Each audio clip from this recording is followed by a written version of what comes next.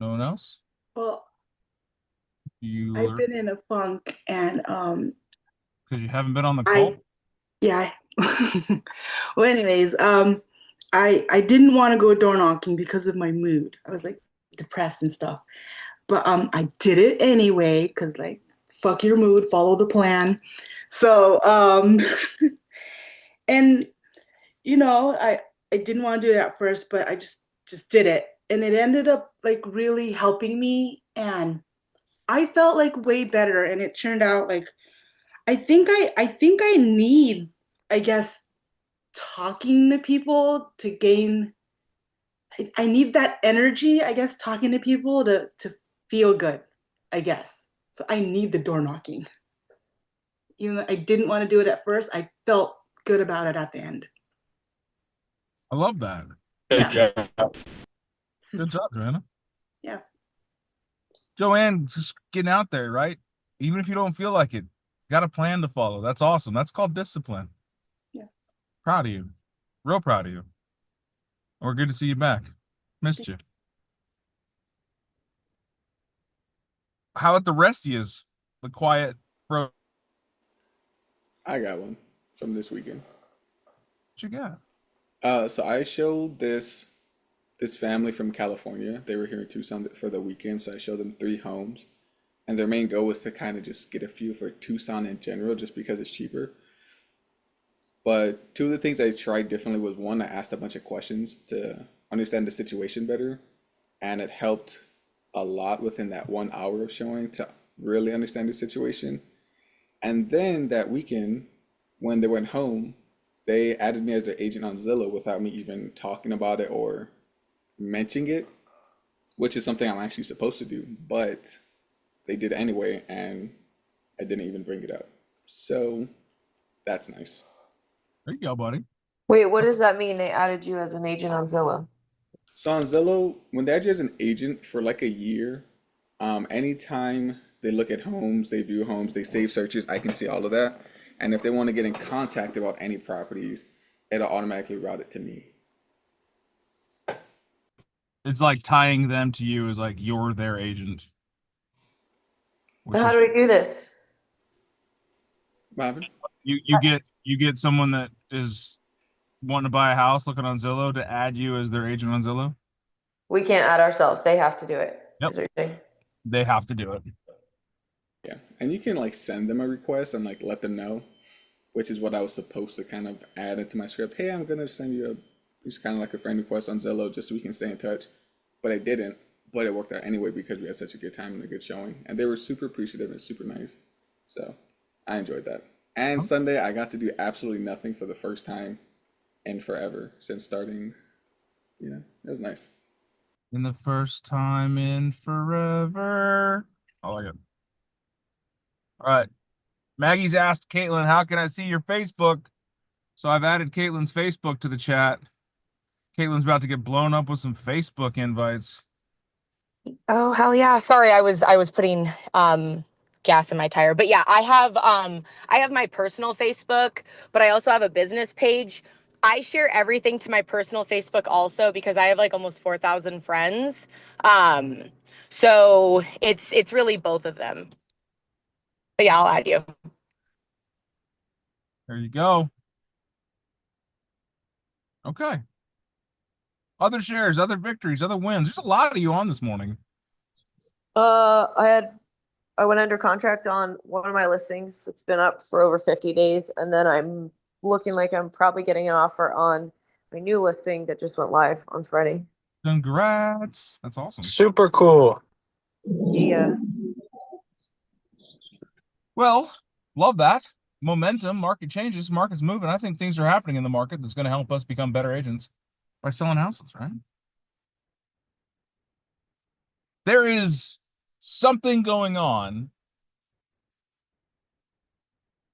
that if you were to pair the right buyer with the right agent and show them the right house, they'll write an offer. We call that the rite of passage. All the right things, get them to write an offer. That's all I got to do. I don't care how tough the market is. I don't care how bad interest rates are. I don't care how many houses have been sitting on the market forever. You find the right house with the right buyer, the right offer. I love Joanne so much right now because you came on with that energy of, you know, I didn't want to do it, but I did it anyways. How many of us have ever felt like that, right? I don't want to do it. I don't want to do it. I don't feel like it. Ooh, that's a good one, right? I don't feel like it. Well, if you don't feel like it, you're probably not going to do it unless you're disciplined to it. Motion equals emotion. So Joanne showed us that. She goes, okay, as I got started, as I started talking to people, as I became more and more engaged, I found myself wanting to do more of it. Social lubricant, if you will. This is a factor of having a plan. I'm not going to repeat exactly what she said. It was very vulgar, and I don't cuss. I'm a good man. I'm a very, very politically correct individual. We can't use vulgarity on this call, No. right? No. Fuck your feelings. Follow the plan. I mean, that's so real. That is so real because so many of us are gonna let life show up. We're gonna I just dropped your computer, right? We're gonna do things that aren't comfortable. We're gonna do things that we don't want to do, and it's gonna throw us off. We're gonna get a phone call from someone that's gonna make us mad, and it's gonna throw us off. We're gonna get into traffic, and it's gonna make us late, and it's gonna throw us off. There's gonna be all kinds of things that happen that make your emotions spike. Can we control our emotions? No, it's a chemical response to an internal stimulus, usually caused by an external factor. Right now, if you're driving down the freeway and Godzilla happened to step across your vehicle, you would not be able to control your fear. No one of us is like, nope, not going to be scared. Nope, tough. Dan said be tough. No, it's an emotional response to an external stimulus. It's something inside of you that's making the emotion spike. But what you do next matters.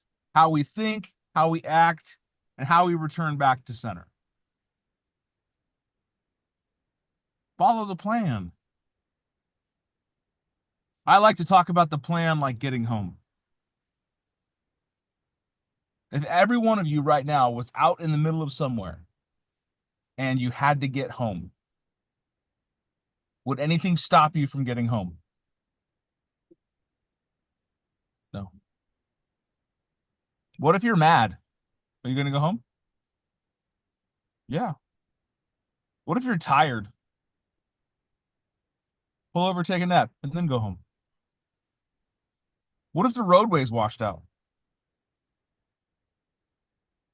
Drive around to get home. When we have a plan, we formalize our intentions. I'm doing this because of that. And that is a giant red flag to Murphy and his beasts. Murphy's law stands. If I see a red flag, I got to go out there and I got to stop him from getting there. If it can happen, it will happen. So Murphy's going to show up every time you put your flag in the ground and say, I'm going to get there. I'm going this way. This is what I'm doing. Murphy is going to show up. You know what Murphy hates? Murphy hates somebody who's resilient. Murphy hates people that are consistent. Murphy hates when you're able to go, you know what? Things went off the trail. Let's get back on track. If you guys don't know what I'm talking about, it's Murphy's Law. If something bad can happen, it will happen. If something can go off the tracks, it will go off the tracks. How many times in our lives has something gone off the tracks? Every day. And if it hasn't happened yet, well, once you graduate high school, it will. You've been on this earth long enough, Murphy will find you and your flag. All you have to do is be like, you know what? Went off the rails. Let's get back on it. F your feelings, follow the plan. I don't feel good. Okay, do it anyways. I don't feel like it. All right, great. Do it anyways. I feel like I look stupid on camera. Who cares? The funny thing is, most of the time you invite Murphy in. And you allow the inactivity in your life to be blamed on him. Caitlin has told us about no less than 3 deals that she has pulled from her social media in the last 6 months. She may not keep track of it, but I do. I'm sure Caitlin, when she first started making videos, was like, I feel awkward. This is weird. I don't like how I sound on camera. I don't know what I'm doing. Hell, sometimes she still might think that. She might have all the intentions in the world to go out and make her 15 videos for the week. And something happens. She forgets her battery charger, or she doesn't put on her rouge, or she wears two different shoes. I don't know, something. Do it anyways. If you got a plan, follow it. If you don't have a plan, ooh, girl, make one. And your plan is directly in line with where you want to go in life. Your goal, make it non-negotiable. Make it like getting home. I was going to talk about comparison today. I thought today would be a good day to talk about comparison's a thief of joy. But I think Joanne hit on something. Do it anyways.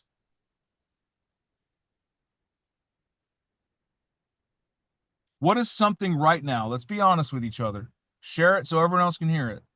What is something that you are not doing in real estate because you don't feel like doing it?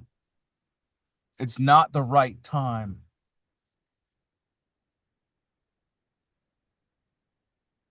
Lydia. I don't know the last time I did a free open house. Okay, I got Lydia and then Jim. Lydia. Oh, I was gonna say follow up, lead follow up. I hate picking up the phone and calling people. I'll text, I'll email, but picking up the phone and calling people, I'm not very good at it. Why? Did you ask me why? Why? I don't know. I have no idea. I've never been a talk on the phone type person. Like my daughter would probably think there's something wrong if I picked up the phone and called her instead of texted her. It's just not who I am. Huh? But I need to get over that and start calling people. You need to? I might propose that that's your mindset because that's what you let your mindset be.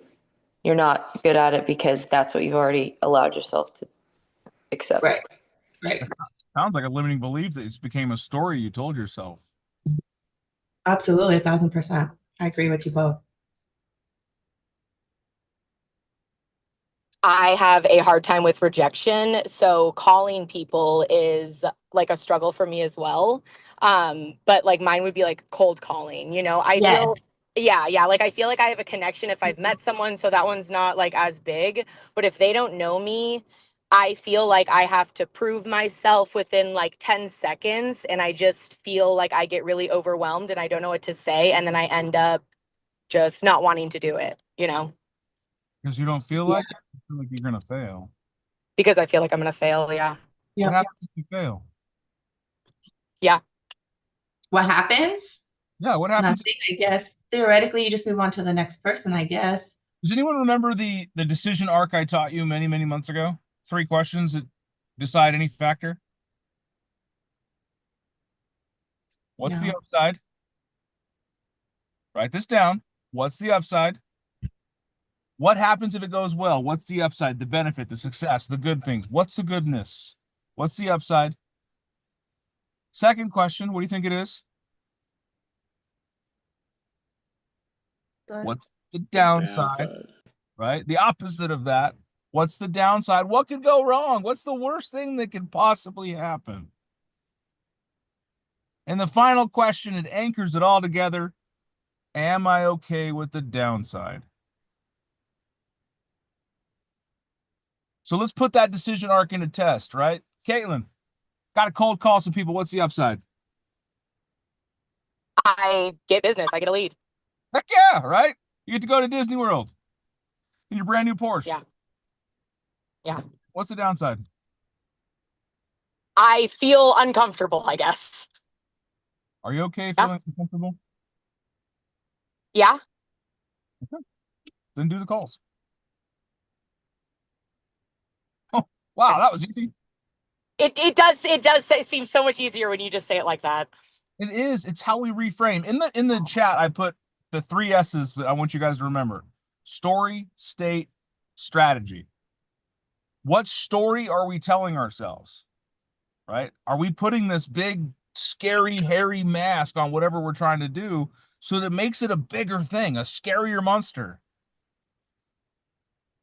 What state of mind are we moving into? What state of mind should we be in? And then what's our strategy to move forward? What's our strategy to move through it? How many of us are telling ourselves negative stories on loop? I don't feel like it. I'm not good at it, right? Mikey, what you got? Our society is conditioned to make bigger deals out of failure than to celebrate successes. Right. We're conditioned to, you're going to fail, and proof of that is all the reality shows. And you lie where you live. If you are into reality shows and all these things that are focused on negativity, that's going to be the outcome of your life. And maybe it's from growing up, maybe it's from how you're raised, or surroundings, whatever the case may be. I've got deeply embedded failure fears from kindergarten. I feel exactly what I felt on stage at a concert, or not a concert, a play or whatever in kindergarten, where I screwed up. And that's probably my biggest embedded concern, whatever you want to call it, that always comes back and overpowers everything else, even though I know I have the ability to succeed and do it very well and connect with people and do everything like that. So we all struggle with it. There's always a story somewhere in our hearts that we are telling ourselves that we need to change. If we were to tell the story differently, if we would change the outlook, the story would seem different. The saying, either you win or you lose, learn. Right? No, change it to learn. Learn. Either you win or you learn. Thomas Edison proved it, right? There's 999 ways not to make a light bulb. All it took is one that worked. I had a fear of public speaking. Yeah, Joanne. Yeah, me. I hated being in front of crowds. I don't like being in the center of attention. But over time, you develop a different story. I learned that people would rather see the real, raw version of me than some character I was trying to play. And if I made a mistake, that's just who I am. How often do I make up words? Exactly, right? But they sound like they are real. They sound like they should belong. My friends used to call them Danisms, because it wasn't even a real word, but it seemed like it belonged, because in my brain it did. I used to be super critical about the way I looked and how people approved me or didn't approve me, and I wanted to fit in so bad. I just changed the story. Instead of wanting to fit in with people, I wanted the right people to like me for me. My cousin is a military operator. He does a lot of crazy stuff with big guns. And he said, Bub, I'd rather people hate me for who I am than love me for who I'm not.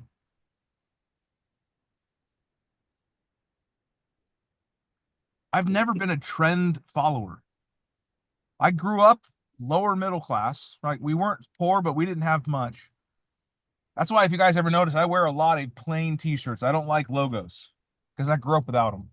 I grew up without name brands because to fit in, you had to have the name brands. You had to have the cool name brand stuff. My parents couldn't afford it. So I'm like, great, I'll never fit in because my parents can't afford this stuff. Well, then I started just being me. I started just, you know what? I'm gonna wear my Payless shoes, if that you guys know what that store is. Uh-huh. That was the thing. People made fun of my shoes. Guess what? I learned to tell them, why are you jealous? There's a lot that changes when you change the story. And even today, I find myself in positions and rooms and classes I don't belong in. And I'm worried about, oh, are they going to like me? Or are they going to see me as a fraud? Or I don't belong here. Until I realize, no. I don't care how much money the other person on the other side of the table has. They're still human. I guarantee if we cut them, they bleed. Same color. And if they don't, leave the room immediately. But whatever story you're telling yourself, I'm too old, I'm too young, I'm not good with people. These are limiting beliefs. These are the stories you're telling yourself, and we all live on stories. Robert went out to the forest. He and Bob picked berries. Bob picked blackberries. Robert picked red berries. Bob died. Don't eat blackberries. That's a story that made people remember, don't eat blackberries. That's why they're now blue, because blueberries are safe and healthy. But the black ones will kill you. We take those same stories into, oh, don't talk to strangers, into I can't make phone calls to people I don't know because they're a stranger and they're gonna reject me and I'm gonna die. Change the story. And if your reason for doing so is strong enough, your goal, your plan is strong enough, then the story will align to it. I don't know what I'm doing, but I have a really big life to get to, so I'm going to figure it out. And my state of mind is, it doesn't matter what I have to do to get there, I'm going to get there. Non-negotiable. And then my strategy, boom. I'm going after it. I'm going to find who, find how, and then we're going to do it together. Jim just put in the chat, I love that. Your why must be louder than your excuses. Amen, brother. The reason for doing so must outweigh the reasons not to. And sometimes the reason is just because you want to. Be selfish. It doesn't have to be philanthropic or holier than thou and being this big, oh, I want to make a bunch of money so I can give back to the puppies. No. You're allowed to be selfish. You can say, I want to make a bunch of money because I want to drive really cool cars. Okay. Fantastic.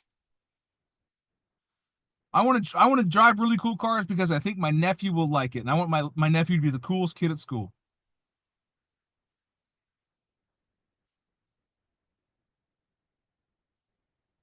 Whatever the story is, remember, your story aligns with your goals. Your goal is part of your plan.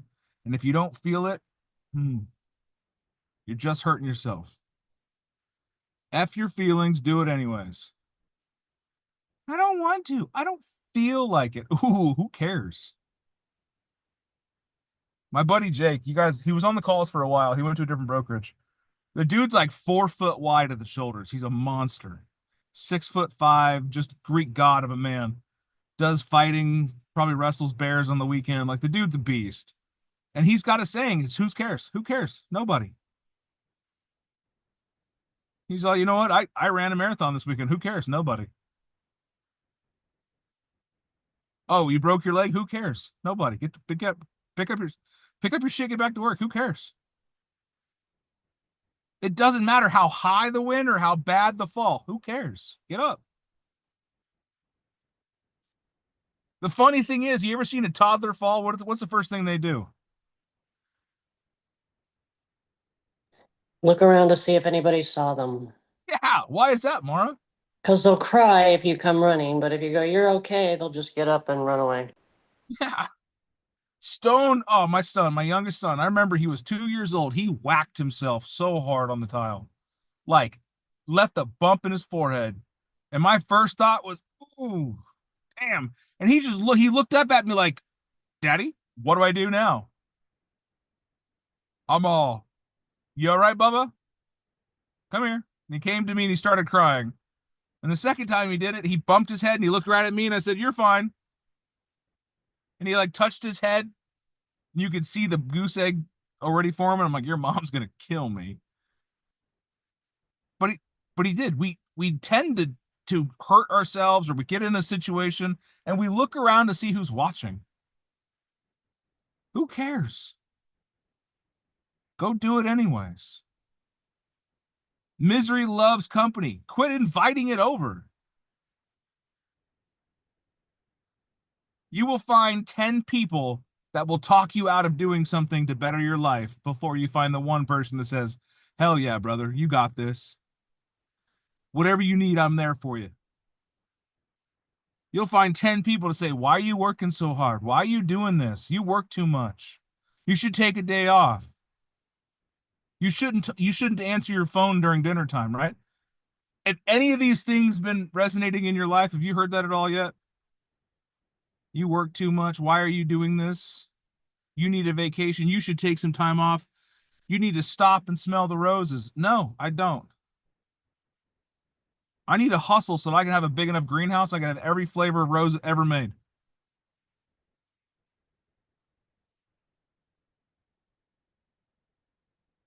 You'll find 10 people to tell you to stop before you find one that says, hell yeah, you got this. Let's go. I believe in you. Well, the beautiful thing is we had 22 of you on here. It's down to 16, including me. I'm here to tell you, hell yeah, you got this. Let's go. And I know there's at least 4 others on the call that'll say that because I saw those head nods right now. It's a rare environment that you're in. So make a plan, follow it. And if you don't feel like it, F your feelings, do it anyways. What story are you telling yourself? If it's not a benefit to your life, change the perspective. Man, I crashed a motorcycle. I learned what not to do on a motorcycle. Right? Broke my foot in half. Learned not to ride without boots. Real stupid of me. And then the state. What state of mind are you in? What state of mind should you be in? What do you need to get in a better frame of reference? Change your thoughts. Change your focus. And lastly, find a good strategy. If you've got a plan, we can build a strategy around it. If you follow the plan, just like a map, it's going to get you where you want to go. So Joanne, thank you for being my reference this morning. The rest of you, thank you for being awesome. Caitlin, thank you for sharing your social medias and your strategies there, guys. Go win something. Mikey, you've been a badass since kindergarten and you know it. Hashtag winning with whining. I'll see you guys tomorrow morning. High five. Slow high.